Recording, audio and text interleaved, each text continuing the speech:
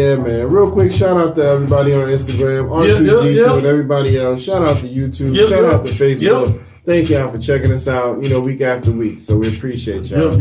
And shout out to Twitter as well. We got the Twitter page going as well. So All right. So what's next? What you want to talk about? I guess we could talk about. Well, give me a second here. Let me pull this up. Let's talk about this son of a bitch. Give me a second. Congratulations. No congratulations, you fucking. Exactly. It beat Mexico at the border or in trade. But you can bomb the shit out of Iran, can't you? Exactly. So everybody's out there talking about Trump going to war. Yeah, man. I mean, I don't know where this is gonna go, but Iran, if you're watching, if you want to attack the U.S., go to 1600 Pennsylvania Avenue. Thank you. And do that's America. That little plot of land. Right there. I'm gonna tell you right now, they talking about this weed shit. Right. Nigga, me and Curtis was at the house. I'm gonna tell you that. We was here. We didn't do shit. We were talking about old school videos, barbecuing, you know what I'm saying? Hey, we ain't got time for Trump and his little wars, man. I ain't one for shit. It's funny because, somebody was showing some tweets basically back when Obama was president, and Trump was tweeting out back then talking about Obama's probably going to start a war with Iran just to get his popularity, and Obama's going to do this with Iran. Watch what happens with Obama and Iran. But now here you are. This nigga do the same shit. Obama ain't even do that, but here you are. You know what I mean? And the hypocrisy just gets bigger and bigger every day. Well, the thing of it is, he had to kind of do it. The impeachment stuff. And I think really, honestly, that impeachment was kind of like a two-edged sword because I really felt like maybe that was a distraction for them to go ahead and do that. Really, if you really think about it, it could be. I don't know. Yeah, and then on top of that, this is 2020, so we got this is an election year. Right. Like, really, wartime president. Yeah. And there ain't really been another, since Clinton, everybody's done served 2 terms in the past, past what would you say, like 30 years? Right. So, it's possible he could get it again. So, that's the thing. So we shall see. We will see. I don't like it at all, but there's nothing. We don't care nothing about Iran in here in North Carolina. Go up to the District of Columbia. Go to 1600 Pennsylvania, that little plot of land right there, and do whatever you got to do. But I ain't got control of no button. Right. You know what I'm saying? Hey, I go to the house. You know what I'm saying? I might got. I got you. Right. You know what I'm saying? All the pork we got in the house, we throw that shit out right the fuck now. You know what I'm saying? So I don't know, man. I don't know. Yeah, man. It's just crazy, though, man. It's just... Speaking of bad people, let's talk a little bit about R. Kelly real quick. Oh, damn. So, they did just drop season 2 of Surviving R. Kelly. And, they did a 3-night event. So they basically, instead of putting it out over a few weeks, they just did 3 nights in a row. It was like 5 episodes, 2 the first night, 2 the second, and 1 the third. And so they basically, they got a couple more women, coming out, talking about him. He had 3 girls that were living with him. One of them named Dominique kind of looked a little dykish because they were questioning her like, why you cut your hair like that? Because when he first started messing with her, she had long hair, was more feminine, but she was like, I don't want to talk about it. I think he got a boy fetish or something like that, man. It's funny that you say that because, I think Lord Jamar on the, Godcast alluded to that. I think about a year. Yeah, I think it was about like a year or 2 ago. He was talking about that, and he was like, he didn't want to do a boy, right? So what he did is got like a girl to be like a boy, and that was like, I guess that was like him.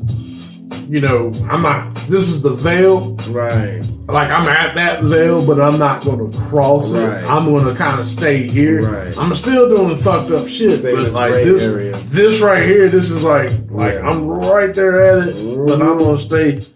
I ain't gonna be like tanking him, you know, but I'm gonna be like right here, you know. So I mean, I think that's what happened with him with that. Yeah. So this person, this Dominique chick, she they did convince her to leave. So her mom shows up at her hotel because he had him staying up in the hotel, and the mom pleaded with her, and eventually they do convince her to leave. So she goes back home and she's with her family.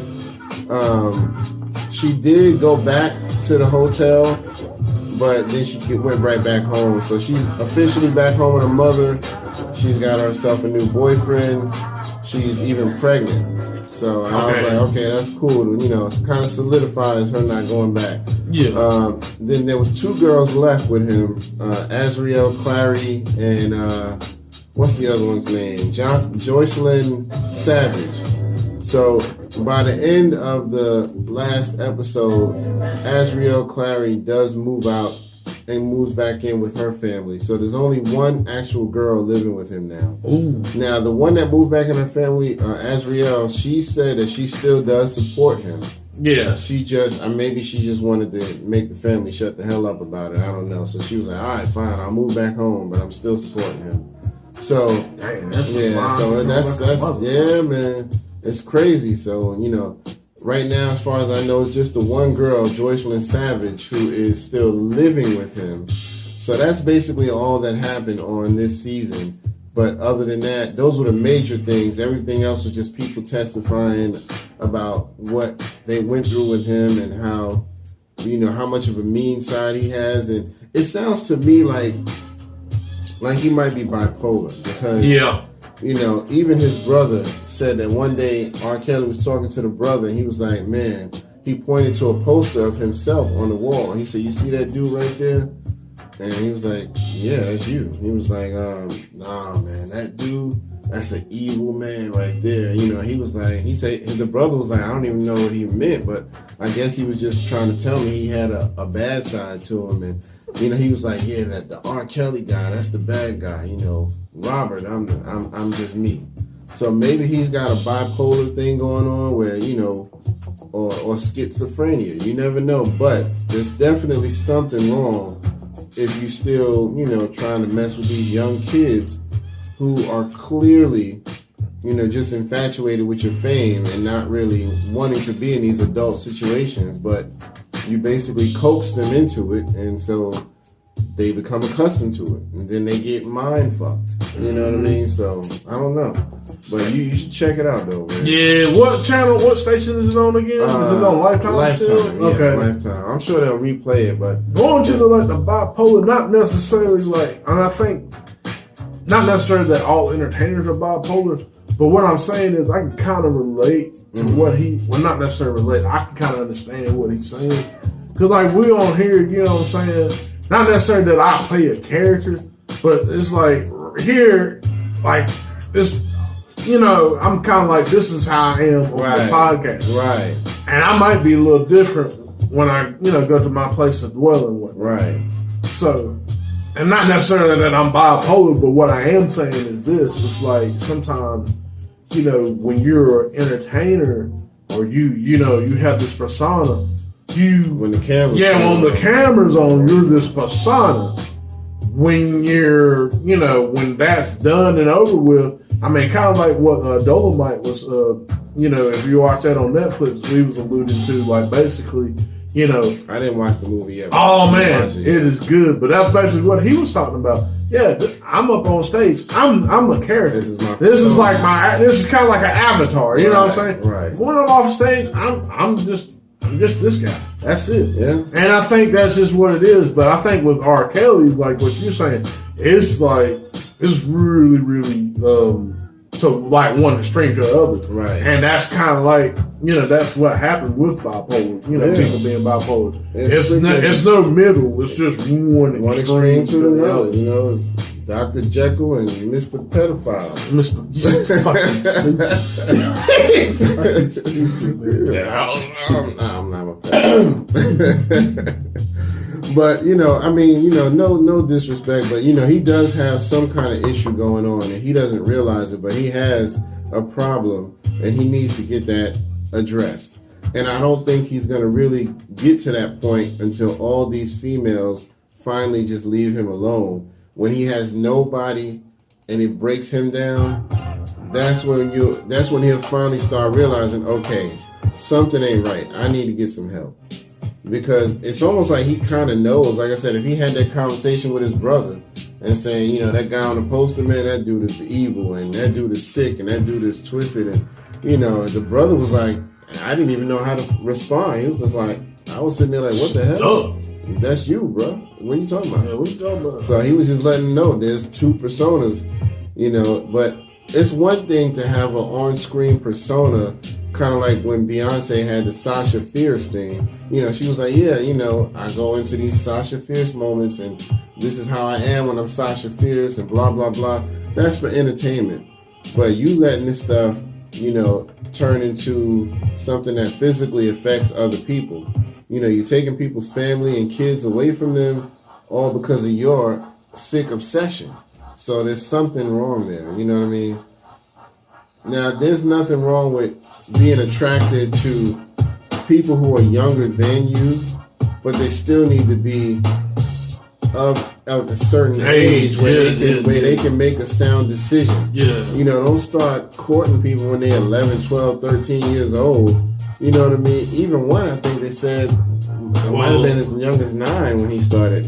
Whoa. Yeah. It was some real young age. And even I think it might have been Aaliyah, like when he started becoming friends with her when she was somewhere between 9 and 11.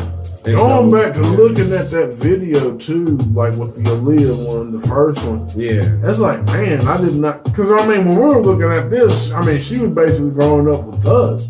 Well, at least because you're a little bit older, you know what I'm saying? But she was growing up, and with my generation. Like going back looking at that as a grown man, it's like, wow, she was just so like, you could tell like in her face she didn't know what she was doing, and it's like she was just like an innocent girl, and she's just doing this. Yeah, it was just that was just weird. And Dame Dash spoke out about it.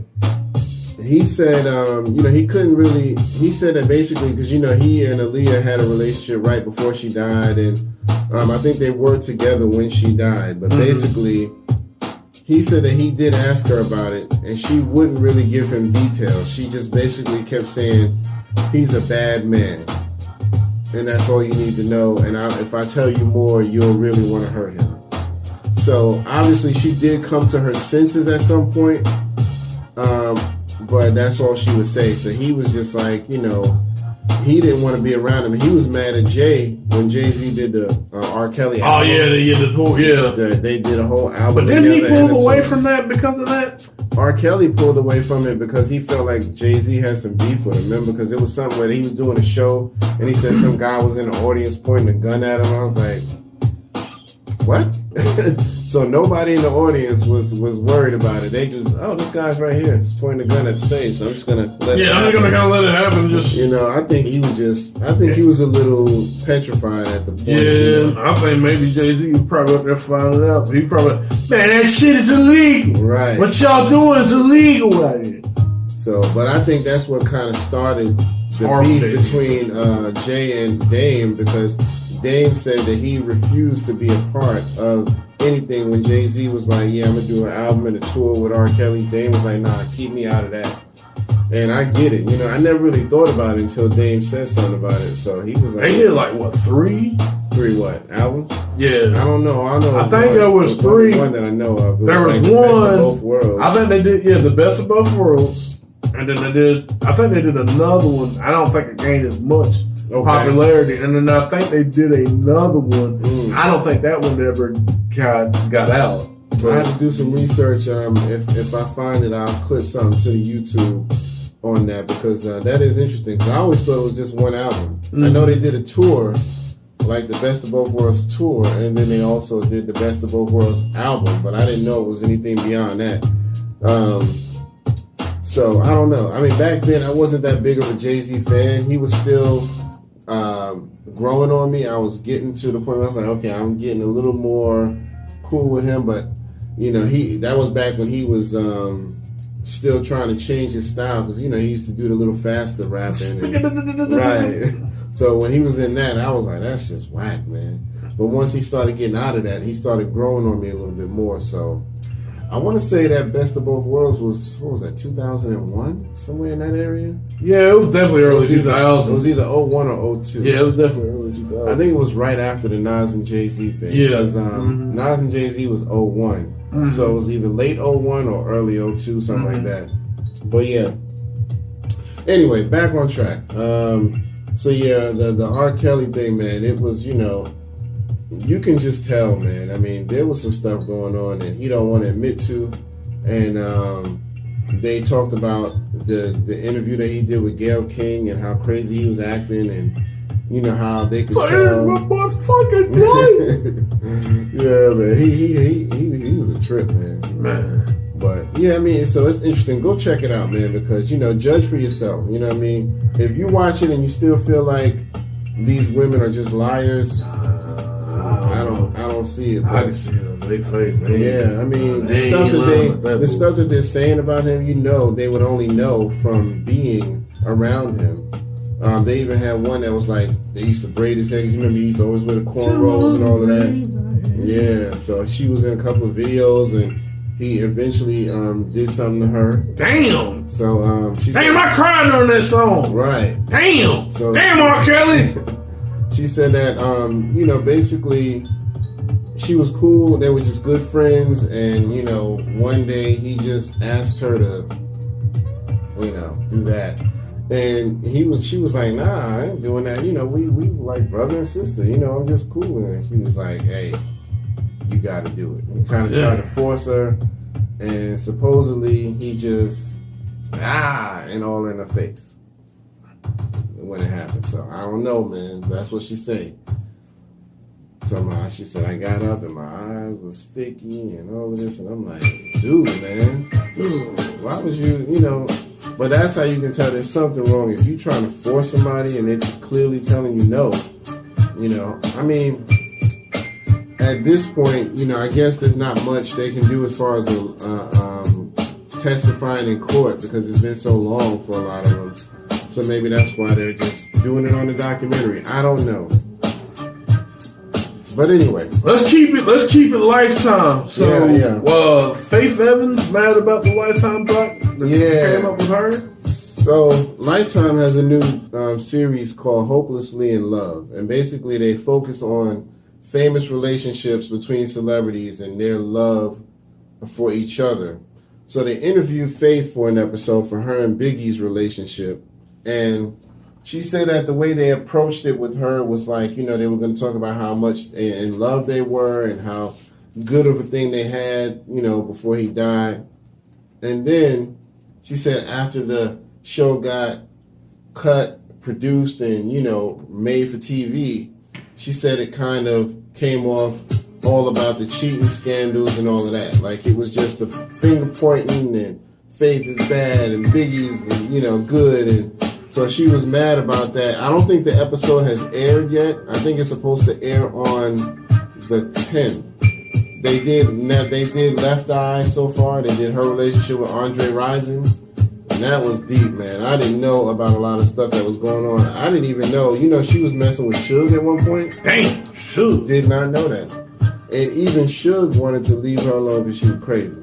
Dang. I was like, well, damn, but Suge up there leaving you in. Suge up there knocking niggas out and everything. Suge want to leave you alone. Y'all ain't crazy. I'm like, so if Suge walk away, something wasn't right. Something ain't right. So, but yeah, so, they've done Left Eye so far and Andre Rison. But yeah, I'm going to check that Faith Evans episode out and see what she's talking about. But yeah, I mean, but obviously, I'm sure y'all had good love for each other, but I mean, the cheating was synonymous with the relationship, so you can't really leave that out per se. Because in the Left Eye, when they talked about her setting his house on fire, you know what I mean? So it's like that's part of the whole story. Even though I'm sure y'all loved each other, but you went through some ups and some downs. You can't just talk about the ups. So, but we shall see. But so yeah, that is called Hopelessly in Love, and it's a Lifetime docuseries. You know, they do episode at a time, and so you know, that's what it do. So what's next? Talk about this Foxy Brown versus DJ Envy thing going on right here. Yeah, so I did not read this story. Did you get to read it? I did not get a chance to look at it. Yeah, so she supposedly went on and put Envy on blast for something that he said. I'm going to have to... Well, this was something that caught us all by surprise over the holiday. What was that? We had our good friend Thhp on the show. Thhp used to manage Foxy Brown, and he also is a restaurateur right now. He owns Brooklyn Chop House, which is a restaurant we are frequent here in New York City. Well, apparently, as Thhp was doing his interview on The Breakfast Club, something that he said, and that you said, DJ MV, caused Foxy Brown to respond via social media. Here's what was said. Whatever happened with Foxy, though, like, because, you know, she had a great album. Absolutely. And she had another album that came out, and then it just seemed like things just dwindled off. Yeah, she kind of, you know, she was doing her thing for a while. She did actually put out 3 albums. And then, you know, she's a mom now. Shout out to her and Baby C. And, you know, she just, you know, fell back a little bit, you know. And, you know, she had a issue with her hearing. So she just kind of fell back. But, you know. She was mad at that question, boy. Okay, well, she posted, fish ass envy. Act stupid if you want. Damn near broke your back carrying my records and Chanel luggage till Def Jam sent you back to the hood. 4 multi-platinum albums, F-Boy. Play Nice gave you life. So, amongst other things. But anyway, she did obviously birth a gorgeous baby. She's got a lot of things going on. She also called you a D-writer. And She's gonna be a little Clue, too. yeah, she did call you Lil DJ. I ain't mad Clue. at that one, though. Shout out to Clue. And she said them Brooklyn boys outside. Yeah. You know what? The funny thing about Foxy Brown, she's a little delirious. Yeah, I used to DJ for Foxy Brown, and I used to be with her writing team that used to help her write, and used to write for her. I actually produced for a couple of joints for her, I believe. One made it on my album, one made it on her album. But I DJed with her until I remember the last show. We were on a tour bus. She got $70,000 to DJ, to perform. And we stopped the bus. The bus came. We stopped right in front of Louis Vuitton in Manhattan, right? And she gave us all our envelopes because everybody got paid. So everybody's, you know, going through their envelope to get paid. I grabbed my envelope. I opened up the envelope, and it was $300. Whoa. I said, what can I Your buy DJing at skills Louis? must not have been on point. I said, what can I buy at Louis Vuitton for $300? They can't even buy a wallet. Yeah, I don't Somebody think said wallet. you can't buy a wallet. Maybe no. a keychain. Maybe a sock. After that, I said, I ain't never DJing for her again. I never DJ for her again. But I wish her the best. Where she stay now, you know? I would assume, I don't know, Brooklyn, Jersey, who knows? Yeah, well, I wish her the best. Shout out to Foxy Brown. Okay, well, apparently but she did delete it, so maybe she jumped out the window. Nobody understood why that question was so foul. I just asked what happened. She had a crazy album, and then she kind of dwindled off. What happened? Is you don't hear her no more, and I just asked why, but whatever. All right. Go back and check that out. But I just know it's making some headlines, and, you know, she was not happy with how she felt that he treated her. I think that whole Breakfast Club energy, like right now, especially with that whole thing with Angela Yee and all that stuff. You know, I don't know, man. I just think they had a good thing going, right? And I just think, you know, whatever happened, little chinks, you know, with that Gucci Mane, you know, interview. I just really think, I just think everything is just going downhill. Gucci Man went bad. Birdman's interview went bad. K. Michelle. But at least they profit off the Birdman one though. Yeah. You finished, you done. All trio. Right, all trio. Nigga, when my name come up, respect it. Let's go. Stop playing with my fucking name. All three of y'all, stop playing with my name. I ain't gonna say it no more. I wanted to talk to you on your man in your face. Absolutely. You understand me? I knew a few places you was at. I could have pulled up, but I don't think that was gangster. I wanted to come look you in your face like a man and tell you how I feel. Okay. You understand me? Straight up like a man. Tree. That was fun. That was the funniest one. Put the respect on my man. What year was that? I think, Birdman was 17, 17? I'm thinking 17. Yeah. Yeah, that was somewhere in that area, 17, 18. But yeah, that was funny, man. He was like, y'all gonna put some respect on my name. Respect on my name. And Anthony Hamilton and the Hamiltons, they came out with that shit. Oh yeah, that shit was hilarious. Some respect on. Whoa, I want you to put it out. Put some respect on it. Listen, when you say my name, put some respect on it. I ain't playing with y'all, put some respect on it. And I ain't gonna say it, and I ain't gonna say it no more. Listen, now I could've pulled up, put some respect on it. But that ain't gay, put some respect on it. I wanna look in your face, put some respect on it. I ain't gonna say, and I ain't gonna say it no more. Oh, are we finished? Put some respect on it. Or is we done? Oh, put some respect on it. Ah, all three of y'all, put some respect on it. And I ain't gonna say it, and I ain't gonna say it no more. There Put you some go. respect on it. Oh, we Them finished. dudes, they funny, man. Respect on it. Yeah, that was hilarious. But that was. We gonna have to attach more about that Foxy Brown situation and keep y'all up to date because we don't really know the whole story. But she basically, like I said, put Envy on blast about something he did or said. So go check it out. It's out there. Google it. You can do that now. So let's talk about the Kevin Hart new series. I got to watch a couple more episodes, man. Yeah, I've actually watched the fourth. I'm on the fourth episode now. I did watch the third before coming here, and just like certain things he did. I mean, a lot of people are talking about, oh, he shouldn't have done this, and he shouldn't have done this, like being so braggadocious, to boss. Yeah. But one thing. Go ahead, because I'll give my respect. I'm gonna give my respect. He, obviously he was drunk. He got into it with Boss, which is his physical trainer. Ball. And they were playing cards at a little table. I think it was on the tour bus or something like that. Yeah. And he basically started going in on old boy, and you wouldn't be nothing without me. And what if you lost this job? And what would happen? You wouldn't be able to. You ain't got a home. So he was definitely out of line. But I think he, it was all the alcohol talking, which is why I don't drink. The shit is stupid.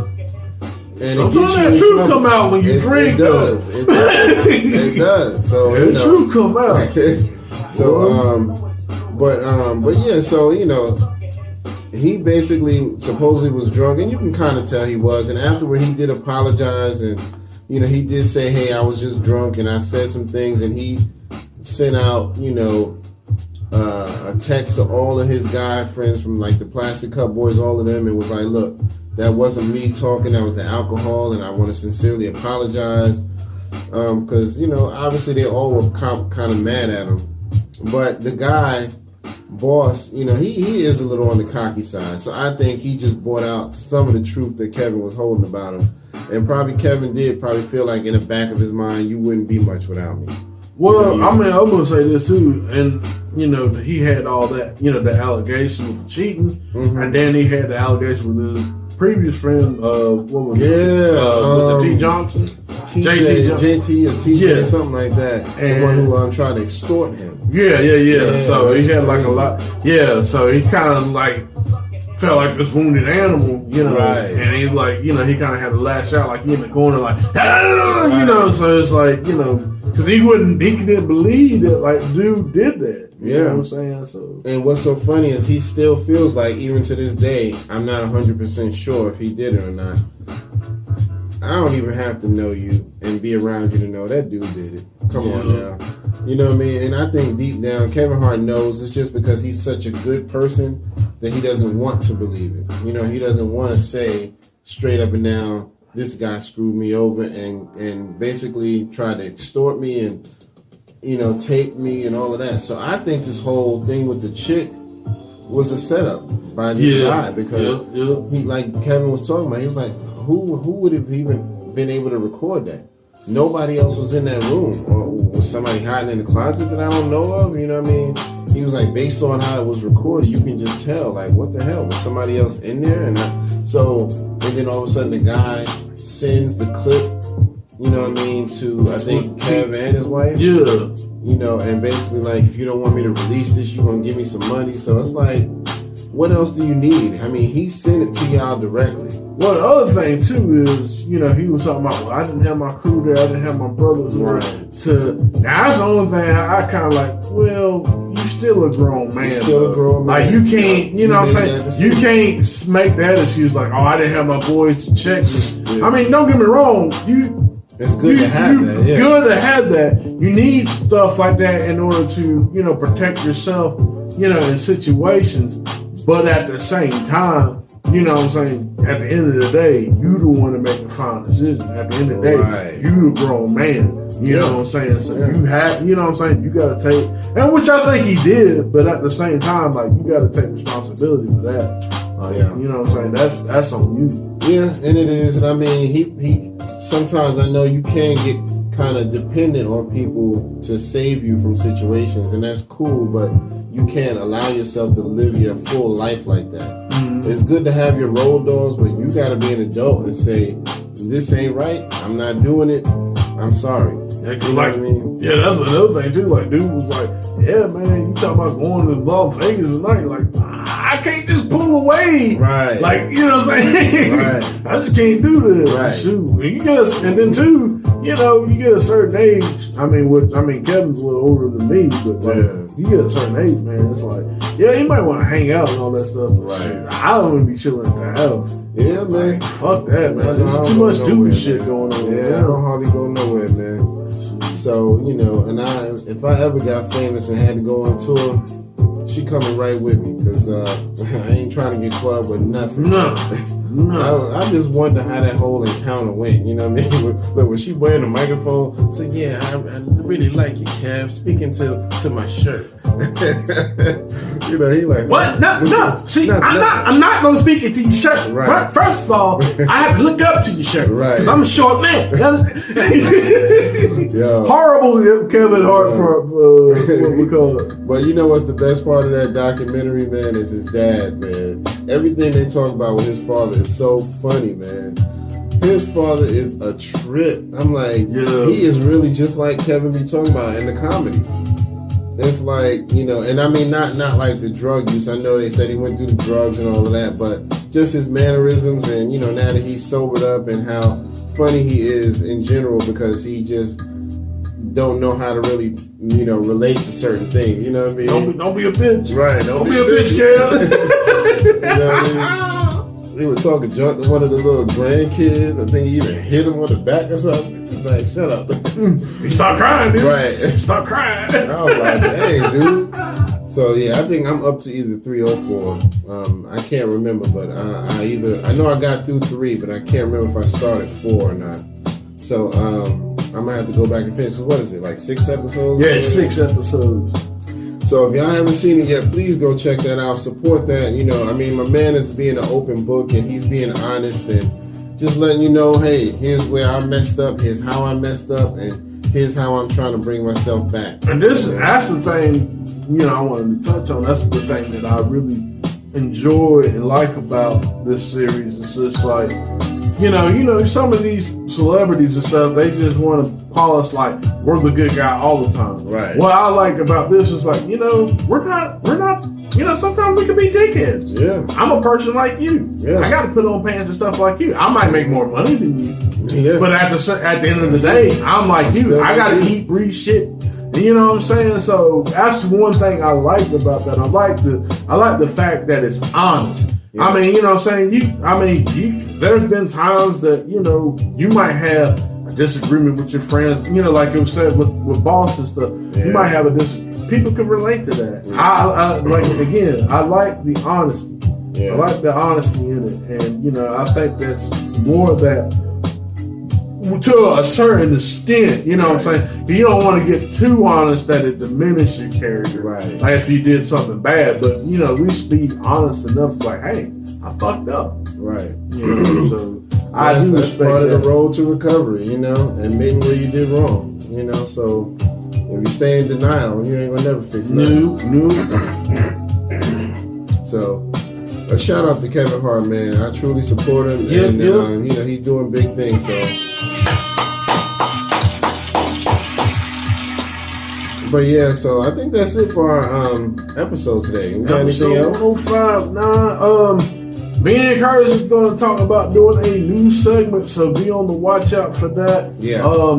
Just to throw out a little. Well, nah, fuck that. I'm not gonna give you anything. You just get it when I fucking give it. I give it to you when it's fucking ready. I'm fucking ready to give it to you. Stay tuned. Yeah, I do. So, but yeah, so we're working on things. 2020 is going to be a bigger and better year for us, and we hope it's bigger and better for everybody. So, again, for episode 105. Well, 105. Before I let y'all go, one more time. Yeah. Like. Yeah. Share. Yeah. Subscribe. Yeah. Like. Brothers. Share. Yeah. Subscribe. Brothers and sisters. Like. Yeah. Share. Yeah. Subscribe. Yeah. Can't stress that enough. Invite your friends. Invite anybody you want. If they like hip hop and they want to chop it up, please invite them to the page. We are everywhere. YouTube, Twitter, Instagram, Facebook. We about to even broaden those horizons. We on Cash even App. more. We on them on man. We on everything, man. PayPal. We on. You know what I'm saying? Damn on AARP. You know what I'm saying? Anything, man. Hey, we there. We about to set up a GoFundMe, man. We need y'all help. Yep. For just $1 a day, you can support these two starving artists. We everywhere. Y'all never there. Y'all everywhere too. Y'all gonna be everywhere with us. I'll fuck with y'all. I had to do a little infomercial for our GoFundMe. You know how they do with the little animals? They show a little dog shaking in the corner. Like, for $1 a day, you can support. Just show a little picture. Be like, we out in the cold. Right. Man, I gotta get off these habits. I got any more habits. Got any more rocks. But for episode 105, this your boy Kurt Dog, and this is Howie. And we will see y'all on the next go round. Peace.